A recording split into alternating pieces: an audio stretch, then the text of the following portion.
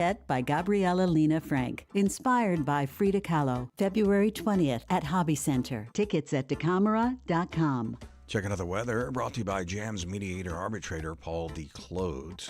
Definitely still in that extreme cold warning till around noon today, but with the sunshine, we're going to get up to near 50. Light freeze tonight, mid-50s for Wednesday, and then back into the low 60s for Thursday. Slight chance of rain Thursday night. Back around 50 for Friday, and a light freeze for the weekend, it appears, as well. We're sitting 32 Katy, warming up a bit, 29 here at the University of Houston. Freeways loosening up nicely up on the Dorsam near the East Tex Freeway on the flyover ramp, getting reports of a little bit of ice. It's KUHF Houston News 88.7. A service of the University of Houston, 9 o'clock.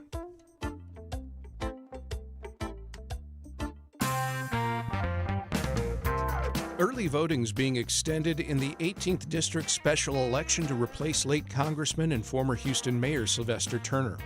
I'm Craig Cohen. Today on Houston Matters, we talk with one of the plaintiffs who brought a lawsuit to force the extension. Houston Matters with Craig Cohen is a production of Houston Public Media with support from Baylor College of Medicine. Also this hour, while it's still cold out, Greater Houston largely escaped the wintry weather that's engulfed much of the rest of the country, so it's probably a good thing, if a little ironic, that a convention of meteorologists is taking place here in Houston this week. We'll learn more.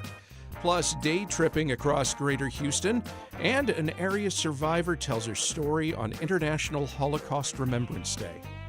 Thanks for joining us here on News 88.7. Check out our live video feed on Houston Public Media's YouTube channel. We'll start with a news update from NPR and News 88.7. Stay with us.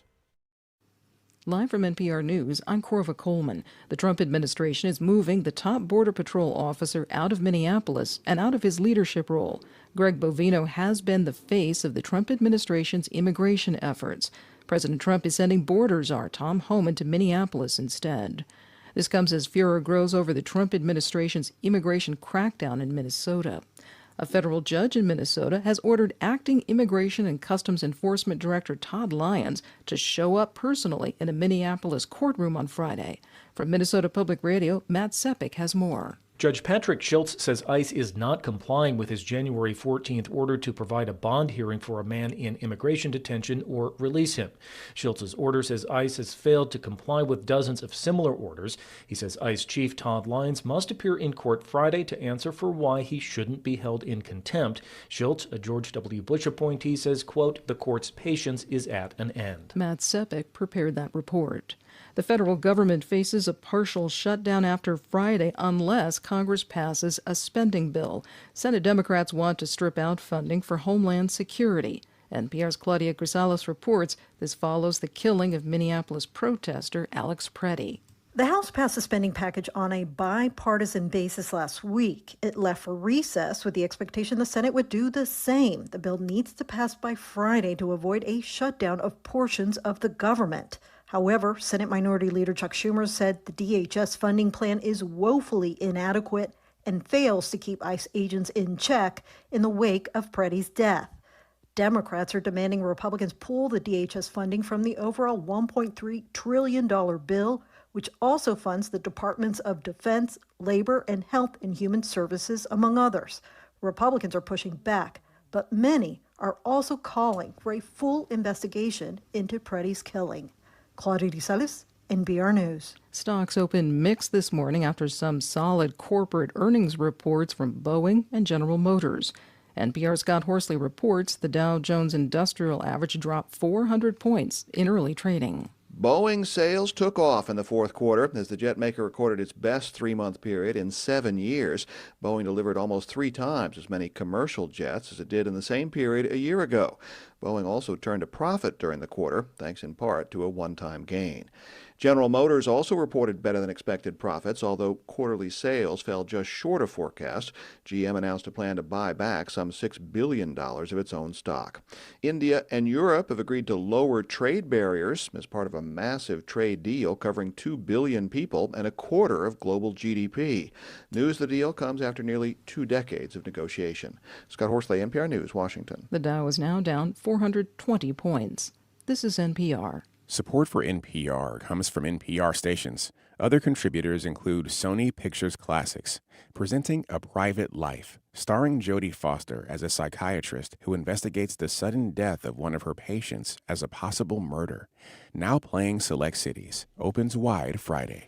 Live from News 88.7 in Houston, I'm Matt Harab. You shouldn't have many issues on the roads right now. Most, if not all, of the icy spots from the winter storm over the weekend have melted away. We are now above freezing here on the UH campus, 33 degrees according to the thermometer, and that extreme cold warning is set to expire at 12 o'clock this afternoon before we warm up to around 50 today.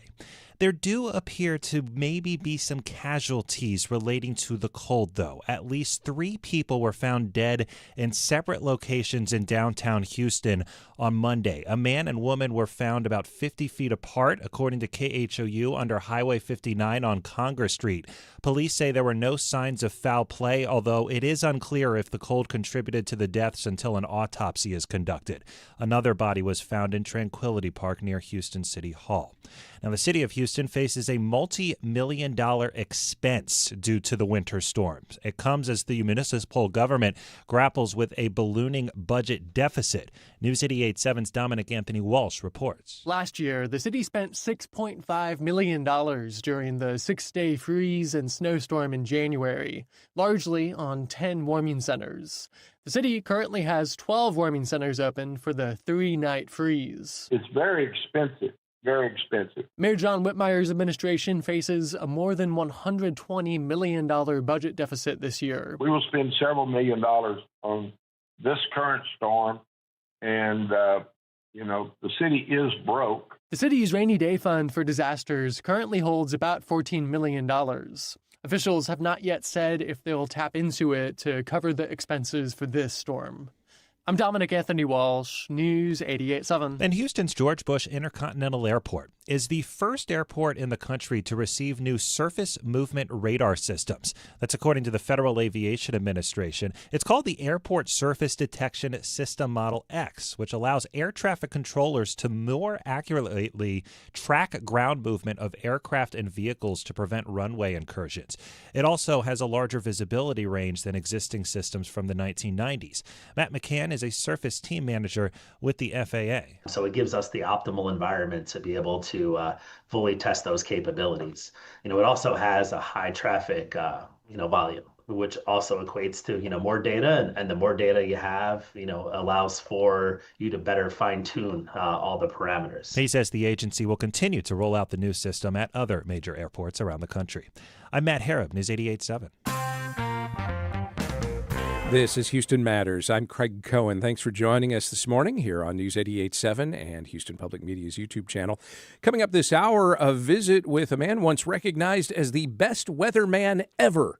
Also, day tripping across greater Houston, maybe not while it's still cold out, mind you. And on International Holocaust Remembrance Day, we hear one Houston area Holocaust survivor's story. First, though, a federal judge ruled Monday in favor of 2 Houston organizations calling for the extension of early voting in a special runoff election in the 18th Congressional District. Wintry weather led to polling locations shutting down in a district that's been without representation in Congress for nearly a year now, since Congressman and former Houston Mayor Sylvester Turner died last March. Durrell Douglas is executive director of Houston Justice, which filed the lawsuit along with the group Pure Justice. He joins us now. Durrell, good morning. Thank you for having me. Why did you conclude these weather-related closures were depriving voters of the right to participate in this election? I'm one of those folks. I live in the 18th Congressional District. I was planning on voting over the weekend. Of course, we get this ice storm that kind of wasn't an ice storm, but they closed the locations nonetheless. Right. And so today was going to be the last day to vote before Election Day, which is Saturday, and so we had to do something about it. Clearly, the judge agreed. So how long will early voting be extended? All the way through Thursday. So you have 2 extra days, tomorrow 7 to 7, which is Wednesday, and then Thursday from 12 to 7 p.m. folks will be able to vote. This can't be the first weather or other understandable circumstance that has disrupted early voting in Texas. Why isn't there already a set policy or statutory framework or something for automatically extending early voting when closures take place? Well, there was a law that was passed in the last legislature that actually limits the ability of the county clerk's office or counties to make these decisions on themselves. So it actually took a lawsuit in order to do it. So before this law was passed, counties could actually make those decisions unilaterally. Did Houston Justice or any of the plaintiffs reach out to Harris County officials about this first, or was there just no point in light of that law? Absolutely. So the great folks over at the Texas Civil Rights Project, TCRP, they were our legal counsel. And so we sort of were back and forth with them all the way up until Saturday night. It's like 10:30 p.m. I'm emailing back and forth with the lawyers. And so their understanding of the process is actually what guided us through. Does it seem odd to you that the onus falls on organizations like yours to file a lawsuit, to go through the process, to know how to go through the process or find somebody who knows how to do it in order to force the hand and make this happen? It does, because, we've seen overreach, in my opinion, from the state and from the federal government on to places like Harris County. Rights and the probability of the people who we elect to actually make those decisions is slowly being stripped away with laws like the one that I mentioned earlier. Let me play devil's advocate for the moment here. There is still, of course, early voting today. Yeah. And there is election day. Yeah. And this is a special election runoff. Yeah. Likely to be pretty low turnout overall. Right. In fact, we've been hearing a lot about that leading up to it. So what's the difference? Well, a lot of folks work retail. A lot of folks work, jobs that don't allow them to be able to stop what they're doing and go and vote. Even myself, I wouldn't have been able to vote on Election Day because I'm supposed to be out of town. I was out of town when early voting started. And then the odd thing with this being a runoff election, it's on a Saturday. So Tuesday being the last day sort of throws people off. Usually you have Monday through Friday, the weekend, and then Monday through Friday again before Election Day. It was already confusing. It's already additionally confusing because there's a new congressional districts that's being cut where people are going to start voting in a couple of weeks. And so just a lot of confusion in there. And folks, really, it's not as easy for everyone to be able to get to an election, to a location to actually vote. Yeah, to your point, the winner of this election will serve for less than a year before facing a primary under a controversial redistricting map that will pit them against longtime Congressman Al Green. Actually, that's going to come up really fast. Yeah. How does this lawsuit fit into the broader struggle for representation that voters in this district are experiencing? It was almost poetic that, you had Congresswoman Sheila Jackson Lee, who was this force who fought for the least, the last, and lost, as she would say, and followed by Congressman Sylvester Turner, that this election would be drawn out this long. And then as we're coming up on the finish line for an ice storm to happen, it's almost poetic, the fact that Houston Justice and Pure Justice, representatives of our memberships were able to almost wrestle a bit of our democracy back using the process. And so going forward, who knows when this person will be seated? We may have to do a lawsuit about that. Who knows what's next? But, it's been too long without having representation, and looking forward to this being over.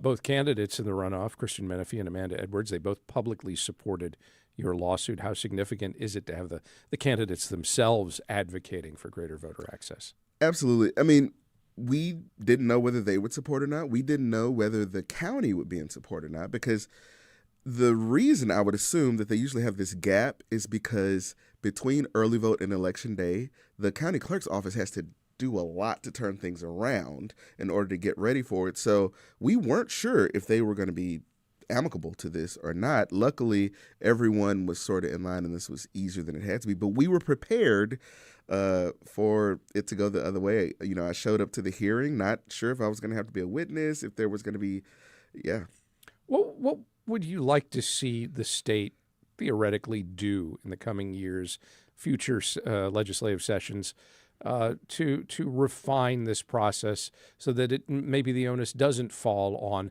some outside organization to try and force the hand of local election officials and the state to see this through. Absolutely. I would say it should just be a rule. Hey, if you take away hours of early vote, then you have to replace them. The school districts do it. If they have a snow day, then they add a day at the end. And I also think when it comes to setting the dates for these elections and stuff like that, when the state constitution was built, we never would have thought that things would have been so, political or so, the governor being able to withhold and impact national politics based on a special election. Durrell Douglas is the executive director of Houston Justice. Durrell, thank you very much. Thank you for having me. Up next, here we are, one of the few major metro areas that didn't bear the brunt of the massive winter storm. So naturally, we are hosting a convention of meteorologists this week. We'll talk with one of them as Houston Matters continues on News 88.7 and YouTube. Hi, I'm Lenny Ambrose from St. Arnold Brewing Company, proud supporters of Houston Public Media. Right now, with your $60 donation, you can choose tickets to News and Brews. This member-exclusive event takes place February 17th. Enjoy a pint, connect with fellow NPR fans, and meet the Houston Public Media newsroom in person. Select News and Brews tickets when you donate at houstonpublicmedia.org/donate. Whenever you want. We have a full version of our show and a commuter cut, which is around 40 minutes. It's Hello Houston from 11 a.m. to 1 p.m. here on News 88.7. Support for Houston Public Media comes from Baylor College of Medicine. With 125 years of innovation behind it, Baylor has driven progress in health and medicine through research, education, and care that push the frontiers of modern science. Houston Matters with Craig Cohen is made possible in part by Ellen Benninghoven and Dr. Michael Schaefer, and with the gifts from listeners like you. This is Houston Matters. I'm Craig Cohen. How's this for coincidence? On the heels of a massive winter storm that socked in much of the country over the last few days, Houston was largely spared from the worst and is, in fact, the site this week of an annual meeting of meteorologists. The American Meteorological Society is in town. Among the meeting's participants, its incoming president, Alan Seals. He joins us now. Alan, welcome to Houston Matters. Let's see. Do we have Alan on the line? Looks like maybe we don't have. Oh, there he is. Yep, I'm here. Yep, all surprise. Right. Welcome. So you're visiting us from Mobile, Alabama. What kind of weather, first of all, did you leave behind there to come here? Oh, it was interesting. The day I got in Friday. Now, I'm a meteorologist. And of course, even though I had a commitment, I knew it was better to get here well before the storm. So when I left Mobile, it was in the 60s. Even on Sunday, Mobile had severe thunderstorms. And now, of course, I'm back to a little bit of a chill. But originally, I'm a New Yorker, so it's not too cold to me. You've provided weather updates there for years, including during Irma in 2017, right in the aftermath of Harvey. In fact, you suddenly gained a lot of notice on the old interwebs for your straightforward, panic-free assessment of that impending storm. Today, the forecasting community is filled with folks like you, but also privatized weather services, some of whom tend to gin up panic or hype up storm after storm, which complicates things for those just trying to get accurate information out there without the hype. Is this something that gets discussed by the AMS or within weather forecasting circles? Oh, without a doubt. So the American Meteorological Society, our history goes back over 100 years. We have about 12,000 members. Most of them are in the U.S. We have some overseas. And I guess a quick detour, people think about weather. You think about that broadcast meteorologist on TV. But meteorology is private industry, it's government, it's academia. There is so much that happens within the weather world that most people really don't think about. But the American Meteorological Society does have training, we have education, and we have certification programs. And the next time you watch your favorite broadcaster on TV, see if they have a little gold seal next to their name. That would be a certification of a quality broadcast meteorologist. So one of the things we've done recently is we've developed another certification called CDM, Certified Digital Meteorologist. And that's to tell you when you're looking on social media and you're getting your weather data from someone, it's to tell you that the AMS thinks that they are a good source of information. Now, it's not to say if they don't have it, they're not a good source, but it is to say it's almost like the good housekeeping seal of approval. Are you concerned, though, that the overhyping from those who don't have that seal of approval has led to reduced trust in what forecasters have to say? Well, to some degree, yes. But it's also just in general media headlines. And one of the biggest problems is oftentimes what you first hear about an impending storm is written. A producer, for example, will listen to what the meteorologist says and then try to condense it into a short headline to grab your attention. And oftentimes that headline doesn't tell you the whole story. And even with social media being so prevalent, people see an image, a single image of something somewhere else that's extraordinarily bad. And then you start building an impression in your mind that that's what your local forecast is. But yes, it is definitely a topic of conversation. I teach on the college level broadcast meteorology, and one of the things I tell my students all the time is your reputation is your most important asset as a meteorologist. You have to be consistent and treat people, I guess, the way you want to be treated by your doctor or your mechanic, which is give me the truth, the straight honest truth. Don't overdo what you see as the likely scenario, but let me know all the possibilities. You mentioned people see images online. Those tend to be these days some sort of forecast model that is isolated out. I mean, you know this in Mobile, Alabama. We know it here in Houston, that suddenly there will be a map with a projected path of a tropical storm that looks like it is bearing down right on us. And that could be this one model out of 30 that says that's going to happen, and all the other models are actually pointing their spaghetti strands someplace else. How frustrating is it when that one gets fixated on and you're interpreting that, no, actually, I don't think that model is right? It's very frustrating. Part of it, I guess, goes to the basics of educating the public that a model is truly a model. It's a forecast. And as you mentioned, there are dozens of them. And I think what happens, and it's unintentional, even amongst certified meteorologists, everyone wants to be the first to tell you that something is possible. But being the first often means you're not going to be right. But the public needs to take that in and read the fine print. That's even the bigger problem is, as you mentioned, a model projection for 2 weeks from today looks the same as if you were looking at today's weather map. Unless you look right at the bottom, it usually says 2 weeks from now. And of course, most of those big models, they update every 6 hours. So it's really important for, I guess, the consumer. Don't be swayed by a social media post that is shared 1,000 times. It doesn't mean that it's right. It just means that people shared it. And a lot of times they share it because they think it's funny. They think it's a joke. It's like, hey, take a look at this. You know, this won't happen, but other people don't see all that hidden meaning and the hidden discussion in the picture. How about those preloaded weather apps on our phones that so many of us rely on? How should we look at them, rely on them? How much should we count on them to be accurate? Yeah. The apps are an awesome invention.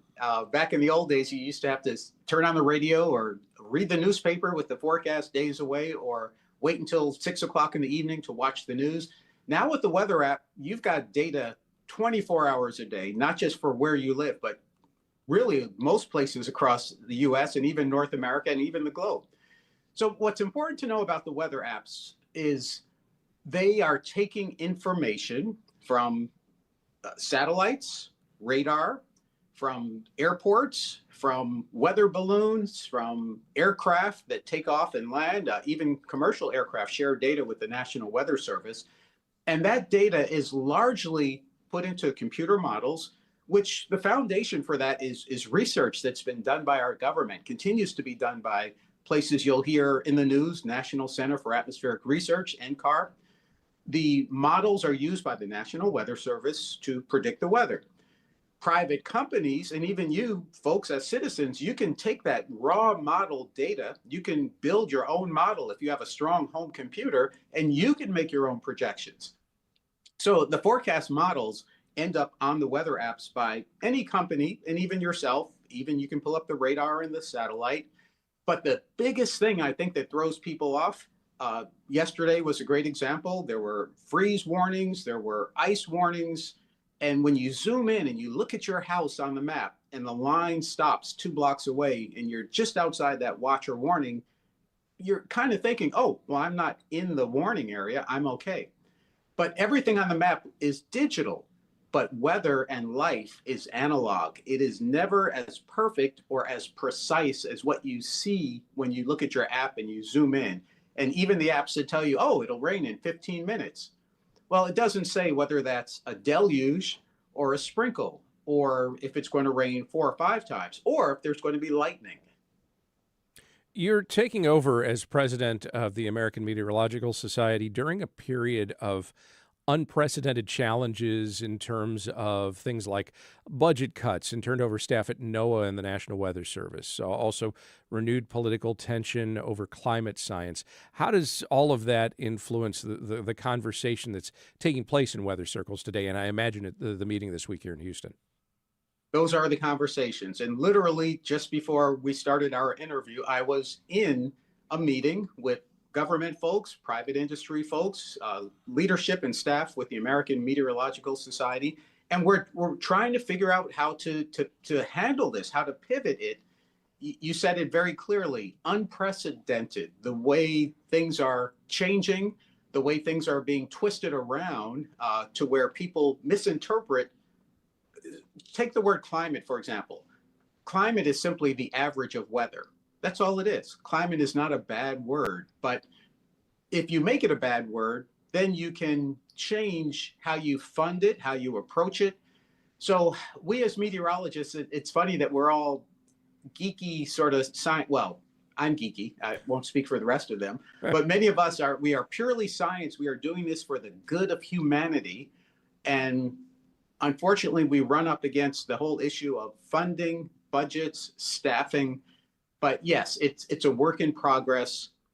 On the positive side, well, I guess it's as positive as losing your house in a hurricane because you have to rebuild. And now we're at the point of how do we rebuild our industry, our infrastructure as meteorologists, as a weather enterprise, and climatologists and oceanographers and hydrologists.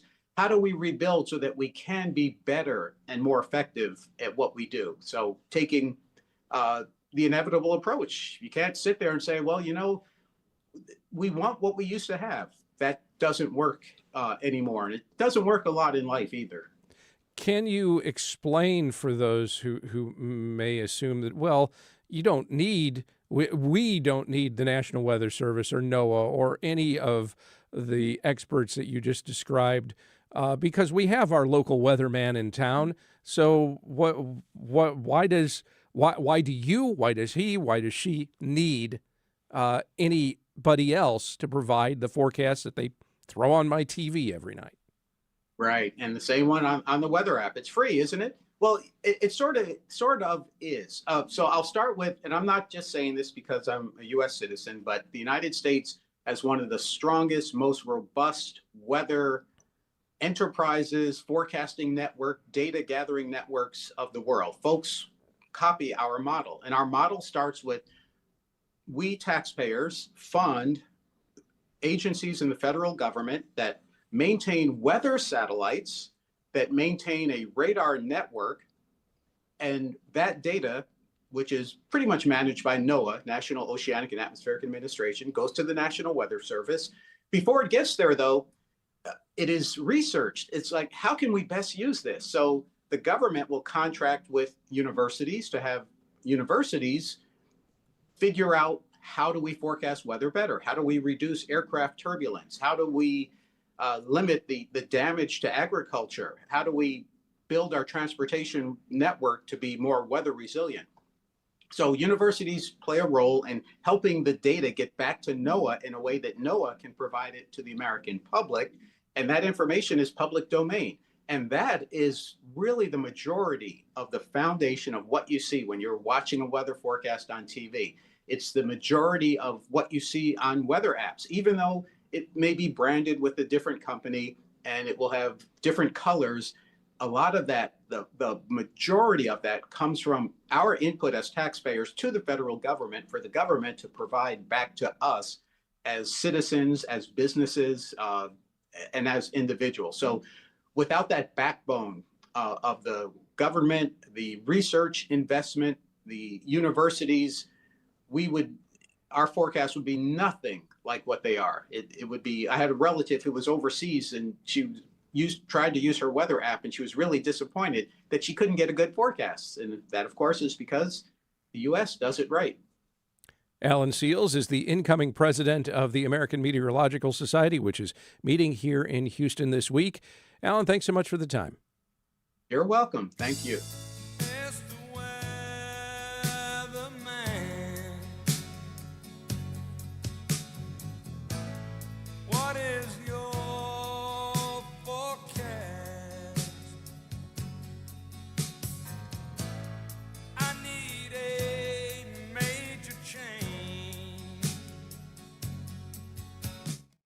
You count on Houston Public Media. That's why you're here right now. Take the next step and become a new member today. Every gift makes a difference. And with a gift of $5 a month or more, you'll receive PBS Passport, a member benefit that lets you stream more of the shows you love anytime. It only takes a minute to make a big difference. Join as a new member today at houstonpublicmedia.org/donate or call 800-364-8300. HoustonPublicMedia.org/donate. See you there. What the artificial intelligence boom looks like right now is a whole lot of data centers being built in a whole lot of places. Data is becoming more and more valuable. It's almost like the new oil, if you think about it, in terms of the value proposition. I'm Kai Rizdal. We will go to the center of the AI universe next time on Marketplace.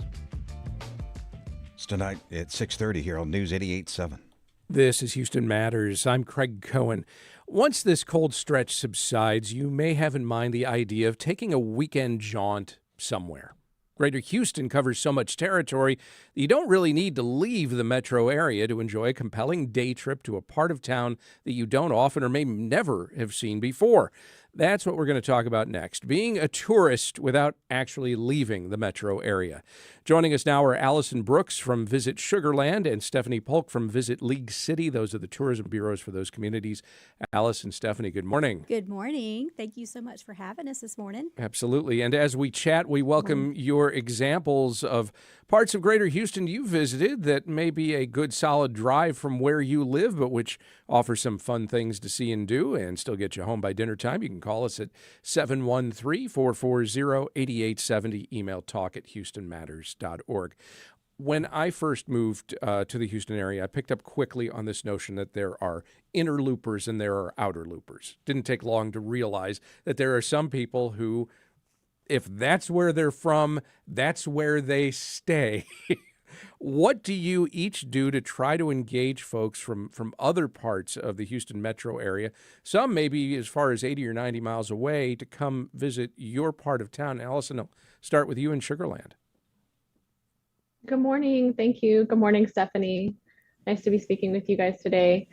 I think that one of the great things about Sugarland is that we appeal to a wide variety of audiences. And one of my favorite things is that there's something to do for everybody, whether you're looking to do family-friendly activities and make it a family affair, whether you're looking for date night options or just solo adventures.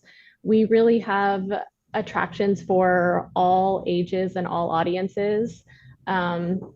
One of my favorite things in the city is that we have a really international food scene. It really reflects the diversity of the community in Sugarland, and we have lots of great options.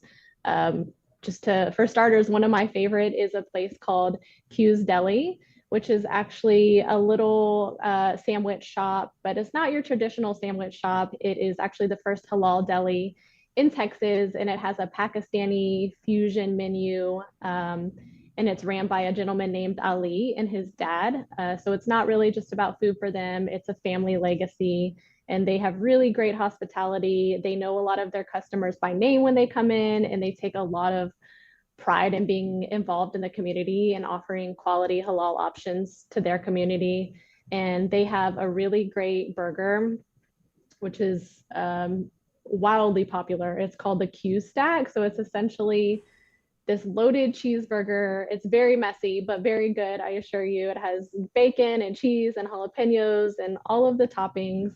And then one of my other favorites they have is their Philly cheesesteak, which is so amazing. So that's really one of the hidden gems that comes to mind whenever I think of food in the city, because I am a true foodie at heart, I think I mentioned, but there are so many things for that appeal to different variety of audiences. And to your point, that is really the way that we attract tourists to the city is we have things to do for families, solo travelers, date night. We really have so many options to provide in Sugar Land. Stephanie, how about League City? What do you do to try and draw in specifically other Houstonians from possibly further climes, but still within the metro area? Yeah. What's great about the Houston area is that you can travel across the city and feel like you're in a completely different place without having to travel that far.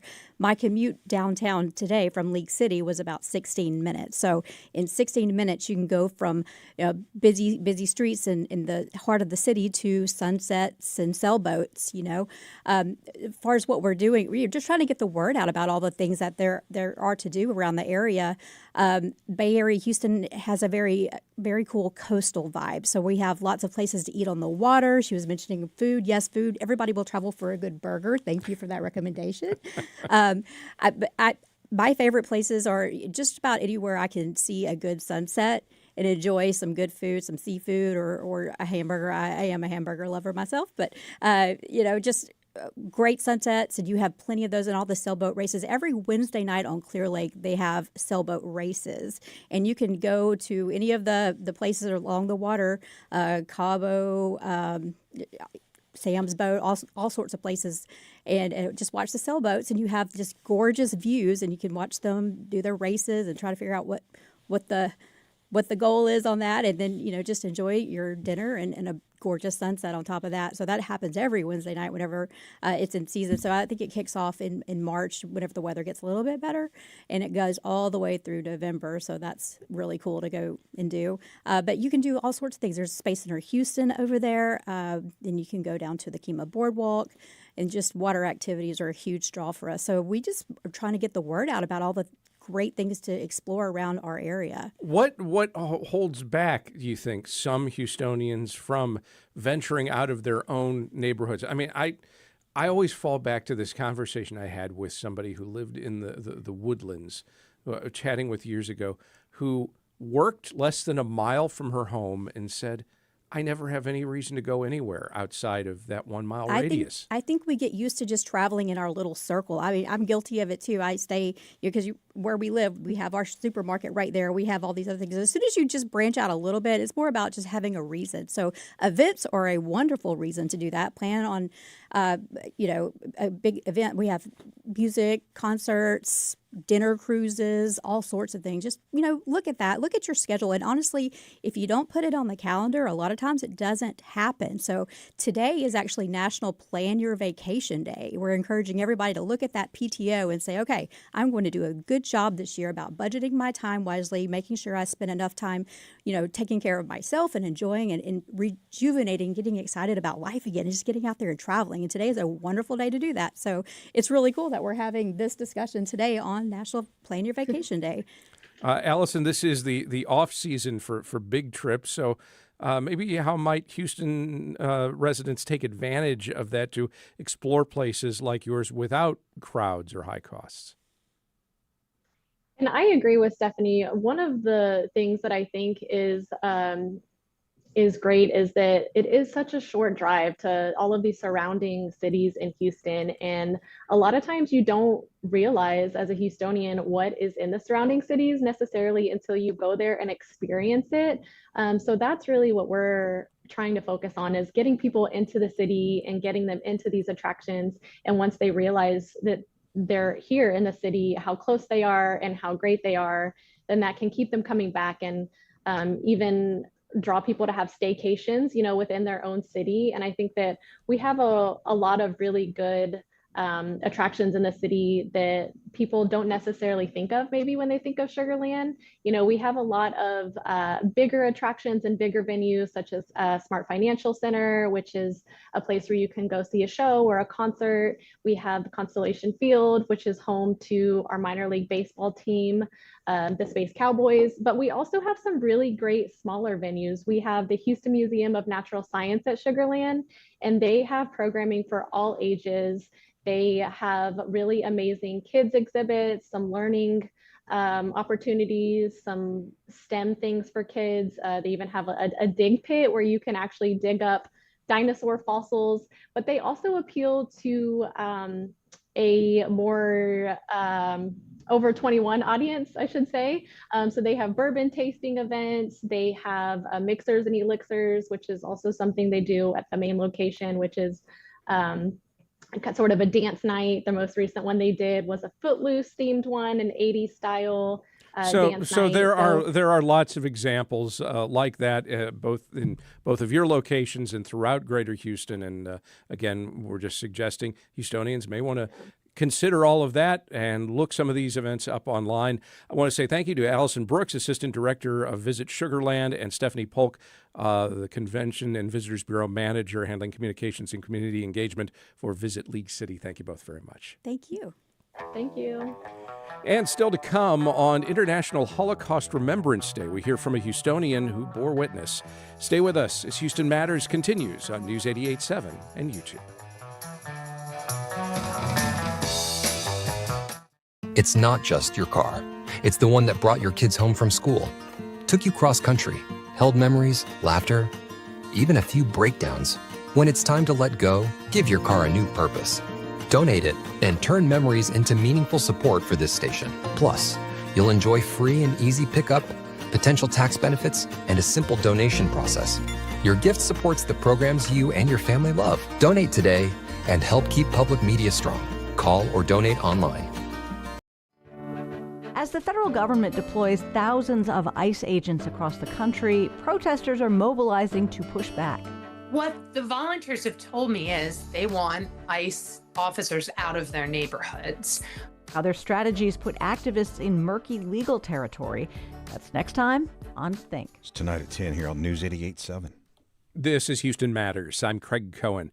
As protests, legal action, and political backlash have continued since Saturday's murder of Alex Preddy by federal officers in Minneapolis, we are seeing some signs now of cooler heads prevailing.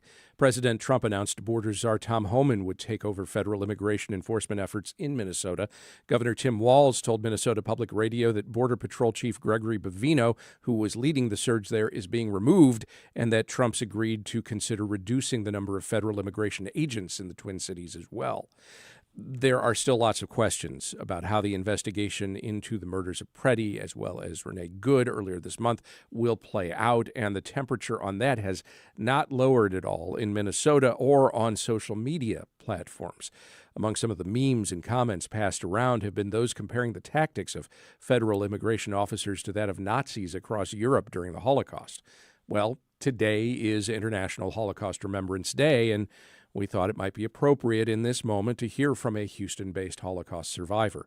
Ruth Steinfeld ran a hair salon here in Houston and raised her daughters here. Likely none of that seemed remotely possible when she was a child imprisoned in Gurs, one of the first and largest Nazi concentration camps in France. Steinfeld and her sister were ultimately smuggled out of that camp. In 2022, she spoke with Houston Matters producer Michael Haggerty and told him about one of her earliest memories of Kristallnacht, the night of broken glass. This was November of 1938. Nazi military forces and civilians throughout Germany rounded up tens of thousands of German Jews and ransacked and destroyed thousands of Jewish homes, businesses, and synagogues. It was largely seen as the prelude to Hitler's final solution, his attempt to wipe the Jewish people off the face of the earth, and killing 6 million. He got basically halfway there. Here, Steinfeld tells Michael what she remembers about Kristallnacht. And the Nazis came into our home and broke everything we owned and took my father and grandfather to Dachau, the first internment camp, and it was horrible. And that's the night that my life changed forever. My father did come home, and my grandfather somehow came to the United States. Where were you living at the time of Kristallnacht? I was born in Sinsheim, which is now a big city, but at the time it was a little town, and it's close to Mannheim. So you said your father was taken away, but he eventually came back. How long was he gone? I have no idea, a few months. I remember sitting on his lap and combing his hair. They seemed very sad and like something was going wrong, but I didn't know what it was. And it wasn't until October 1940 that the Nazis picked us up. My sister and I were to stay home and not open the door for anyone. And my mother had gone trying to get us on a boat to America. Never could. But anyway, my mother had told us not to open the door for anyone, and we heard the Nazis knocking on the door again. We were scared, but we made a lot of noise until we looked out in the street. My parents had been picked up and were on this truck, and they were waiting for us to come down wherever we were. And my mother kept encouraging us to come on down. I was now 7, and Leah was 8. And Leah remembers packing a bag. I don't remember any of that. And we spent that first night in the jailhouse of our little town, Ladenburg. And the next day they picked us up with a truck and took us to Mannheim, where cattle cars were waiting us. I was with my mother and father. I don't remember anything bad about that till we got to the camp. And the camp was Gurs, G-U-R-S, and there were 34 camps in France, which very few people know about. Yeah, we don't always hear about those. Right. We're used to hearing about the ones in Poland and elsewhere. But anyway, so we were in this concentration camp, and I'll never forget the dirt, the filth, and the little bowl that they gave us to eat out of, and the straw to sleep on. But naturally, I don't remember that as bad as I was with my mother. And the worst was, my mother woke us up one night and made us get on a bus and told us we would have to go with these people who had told my mother that they would do everything they could to make sure we survive. And the agency was called OSE, O-S-E, which stands for Œuvre de Secours aux Enfants, meaning Agency for the Rescue of Children. And this rickety old bus, we was crying and screaming. We wanted our mother. And we looked out of the back of the bus, and there she was, waving goodbye to us. And that was the last time that I ever saw my mother. But anyway, we did survive. We were taken to a castle. It seems that the Rothschild family had bought these old castles and had made arrangement with the OSE, the agency, that they could use these castles to rescue us. And so they put us in a dungeon. It's a real old castle. I showed it to my daughters a few years ago. And there were other children, and we were all crying. And the idea was for us to stop crying so we could go with the other children. And so the way they taught us French, because we only could speak German, and we had to sing all these little French songs, and that's how we learned French. And when we stopped crying, and I don't know how long that took, we were able to go with the other children.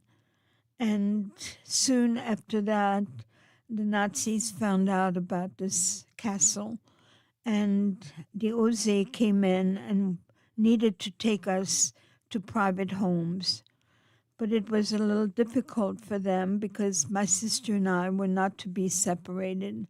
It seems my sister told me later that my mother had told her that in case they would separate us, she would scream real loud, and this way they won't separate you. And so they had to find a home for 2 little girls, and that's how they found Monsieur et Madame Chapeau. Anyway, and their daughter Paulette. And they were living in this little remote town called Faberge de la Tour. And it's this little town that was never on the map. I used to look for that little town. I never could find it. So they gave you refuge for some time there in France. How did you end up coming to America? God must have wanted us to come to America because we came on this boat that wasn't supposed to be on the water because it was not fit to be on the water. And I guess to get a passage to America must have cost a lot. So the OSE put us on this boat.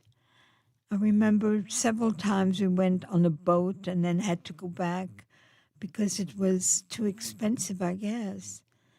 And finally we got on this horrible boat. We were where the baggage... Were you hiding or... No, that's the only way we could come over. Just all of like cargo, us, so huh? many, cargo. We got here, we had lice. I mean, it was really bad. Yeah. And they put the captain in jail, and they sunk the boat. And so we arrived in New York. My grandfather had found us. He had read in the New York Times that some children had been found. And that's how we came to America with about 50 other kids. And when we got off the boat, my grandfather was waiting for us. And I'm sure he remembered us. And he had a very bad heart. And back then, there was not much they could do. So he died shortly after we arrived. And I feel like he wanted to see us once more. And then he kind of just gave up. But we went to live with this aunt and uncle who didn't really want us either. They showed us this big map, and they showed us Minneapolis and Seattle and Houston, Texas. We didn't know it was Houston, it was Houston. And we didn't want to go that far away from New York. They told us that Minneapolis was very cold, so we picked Houston, Texas. Wow. And that's how we came. Did you know people here? Nobody. Not a cousin, not an aunt, not an uncle, nobody. But they put my sister in one home and me in another home. And from our room and board, we had to take care of kids and do light housework, which was something they hadn't told us yet till we got here. Wow. Did you get to see your sister much when you were here? No, because it took all day to take 2 buses on a Sunday when I was off. So we made a decision that Leah was 14 months older than me. She passed away 12 years ago. Anyway, we made a decision that she would go to learn shorthand and typing and get a job, and then I would do the same, and this way we could live together. So at first we rented a room with kitchen privileges. And then finally we had our own apartment. Back then, Houston didn't have too many apartments. And we lived in a 4-duplex, and we had a good time because our friends didn't believe that we had our own apartment, because usually you had to be married before you left your home. And here we were, totally independent. And I was jealous of them because they had a family and they had a home. What was your life like in Houston then from there? Leah cooked and I cooked, and we tried to be as grown up as we could be, given our age and the fact that we've never lived in a home, just the two of us. We did pretty good.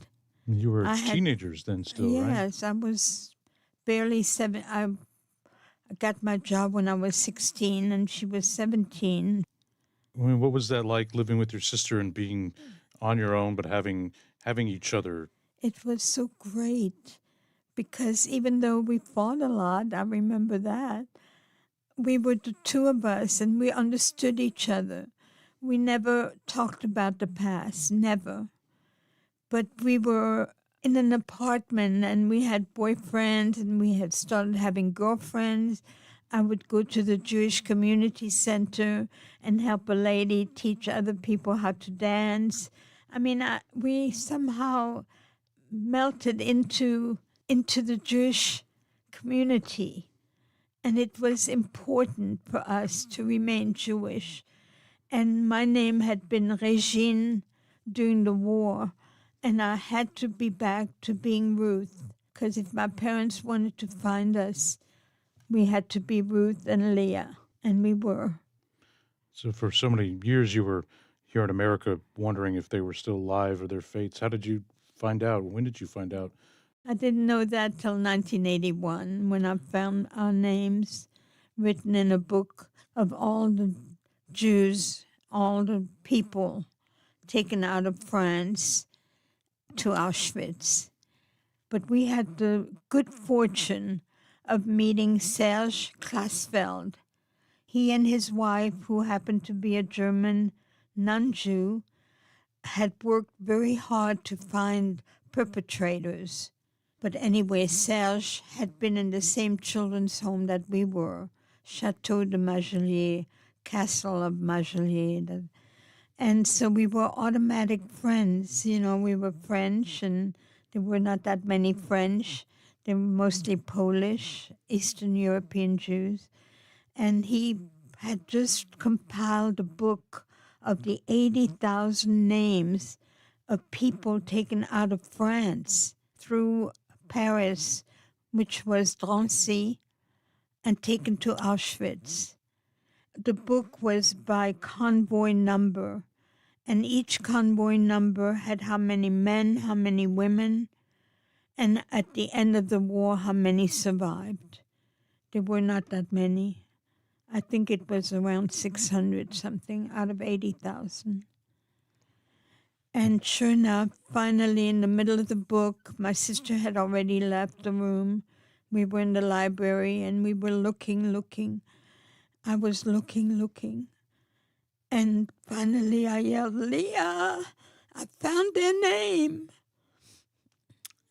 It was September 9th, 1942, and their names were listed, and their birth date, and where they were born. Anyway, so that's how they went from Gurs to Drancy to Auschwitz in 1942, and we were put in Gurs in 1940. So for 2 years, they had to suffer in that camp. It was terrible. But somehow it was okay by now in 1981 that we were there. And I felt like I was halfway normal. I had proof now that I had parents. Until now, I had no proof. I had a little picture of my father and my mother taken at in the camp where they had to do a side view. And that was how I knew that I had a mother and a father. Although I knew it, I could never show this to anyone. They wouldn't have understood. And so finally, I felt more normal. Ruth Steinfeld, Holocaust survivor and longtime Houstonian, talking with our Michael Haggerty in 2022. We will hear more from her tomorrow about returning to Germany and France decades later and finding the courage to share what she endured. And that's it for today's show. The Houston Matters team includes Michael Haggerty, Joshua Zinn, Brenda Valdivia, Mincho Jacob, and Laura Walker. Jared Carroll's our technical director. I'm Craig Cohen. Join us tomorrow for more Houston Matters.